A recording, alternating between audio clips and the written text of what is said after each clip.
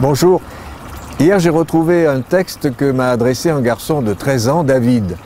C'est en quelque sorte un cri, un appel qui ne m'a pas laissé indifférent. Vous le trouverez peut-être excessif, injuste, partiel et partial. C'est pourtant ainsi que ce garçon ressent l'école.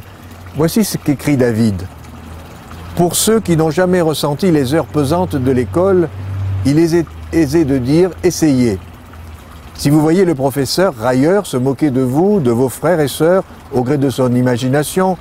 si vous voyez les surveillants aigris, la punition à la bouche, suspendre les récréations et parfois même vous envoyer dans le bureau du proviseur, si vous voyez l'immense majorité de millions de lycéens écrasés de devoirs et de leçons, au milieu d'adultes se détendant après le travail jusqu'au lendemain,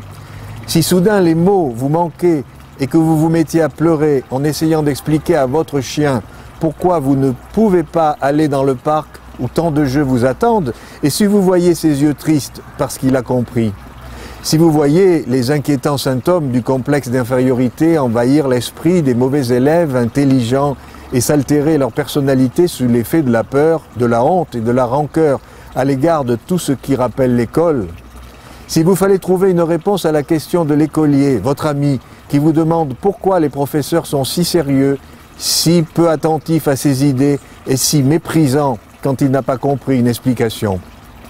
S'il vous fallait, en voyage, emporter dans votre valise livres, cahiers et dictionnaires, s'il vous fallait subir, journée après journée, la phrase pénible venue de vos parents « Tu dois faire tes devoirs de vacances », si quelles que soient vos idées, possibilités et goûts, on vous demandait de faire une rédaction sur Victor Hugo, et si on ne faisait jamais précéder votre nom du prénom qui vous diffère des autres membres de votre famille, si vous étiez harcelé toute la journée, la soirée, puis hanté toute la nuit par le fait que vous êtes un mauvais élève, constamment sur le qui-vive et incertain de ce qui l'attend, si la peur et le découragement vous habitaient et s'il vous fallait soutenir un incessant combat contre un sentiment dégradant de nullité, alors, oui, vous comprendriez pourquoi je demande à ne plus aller au lycée. Je vous rassure tout de suite, malgré ce qu'écrit David, il continue à aller au lycée. Mais retenir ce qu'il a écrit peut nous aider à mieux comprendre les enfants, ces inconnus qui, pourtant, nous côtoient chaque jour. Trop souvent, nous ignorons leur drame intérieur. Et ce n'est pas en libéralisant la consommation de cannabis, comme l'a suggéré le ministre de l'Éducation nationale, que nous répondrons à leurs aspirations. À bientôt.